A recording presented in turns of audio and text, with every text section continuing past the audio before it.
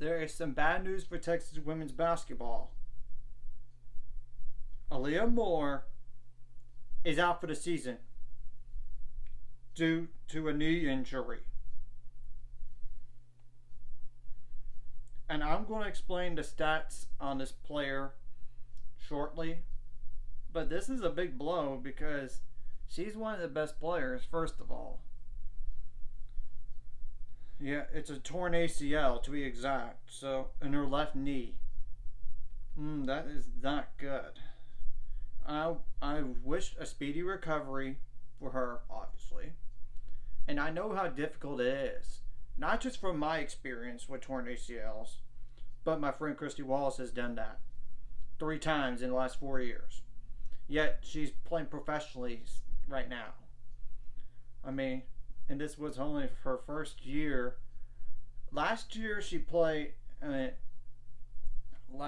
year ago, her first full healthy year at the Australian League. Then played in WNBA for the first time in her career this past season. And she's still playing professionally. But that's besides the point.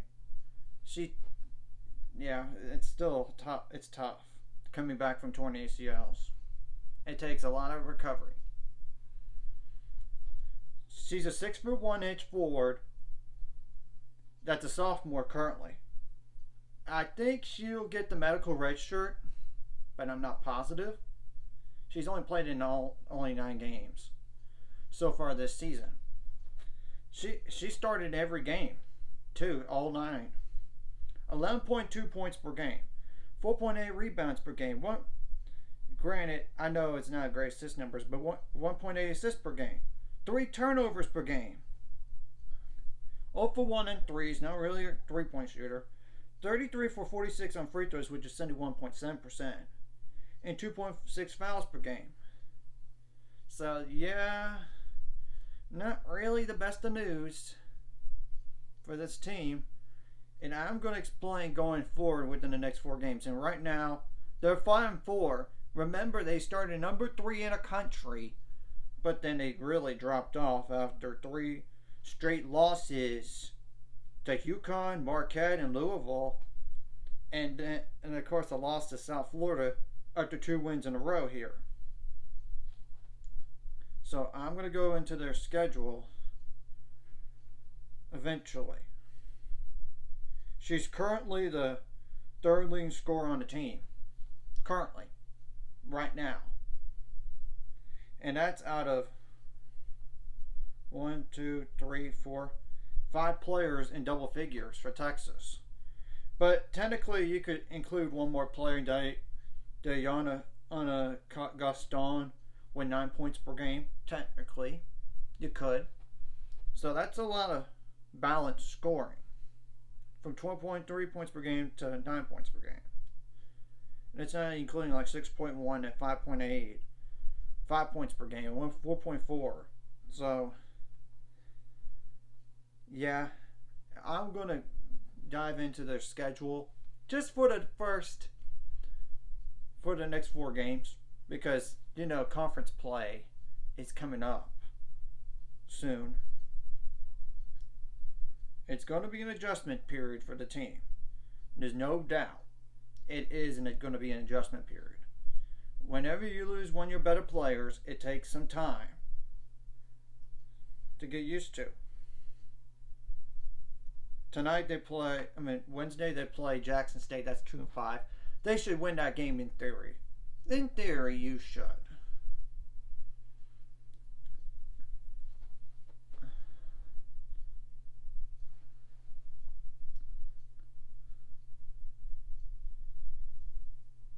And I'm not going to look at bracketology either right now. It's just so far down the line. They got a 9-0 USC team, which I know they're 9-0, but that could be deceiving, so that's not going to be a gimme game. Houston Christian, that's about the same record as Texas right now at 5-4. Then they got Texas A&M.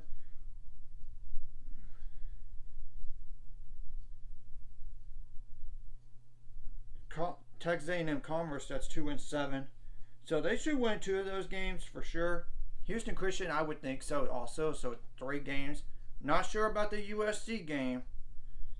So that's the next 4 games before conference play, where they start with at home against Kansas State. And I know they're without Ayoka Lee, but they're 9-2, and they were ranked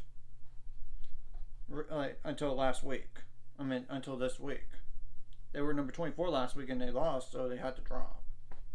They got a 4-5 TCU team on the road. They should win that game, but in theory, but you never know. On the road, Oklahoma State, I don't know about them. They're 8-2. That could be deceiving because of, schedule. And one more game, and they're hosting currently number 22 Kansas. That's currently 9-0. So we have to wait and see what Texas does the rest of the year, because they could either step up and play next player up mentality, which they're probably going to have to step up now more than ever, or they could really falter and possibly not make the NCAA tournament. I'm not basing on that bracketology stuff just yet, but I know with a little peeking of it, which I don't really pay attention to that or take anything away from it, but they would be out of the tournament right now. They would be. So there's a lot of game, like I said in a post about that bracketology stuff. I don't want to talk about that necessarily, like in general, until like February. There's a lot of season left. Remember, you got the rest of this month in January, then of course February, and only like a handful of games in March, either in regular season game or conference tournaments before the NCAA tournament. So we'll have to wait and see about Texas. Like and subscribe if you haven't already. Let's get to 400 subscribers and more by the end of this year or sometime in the future.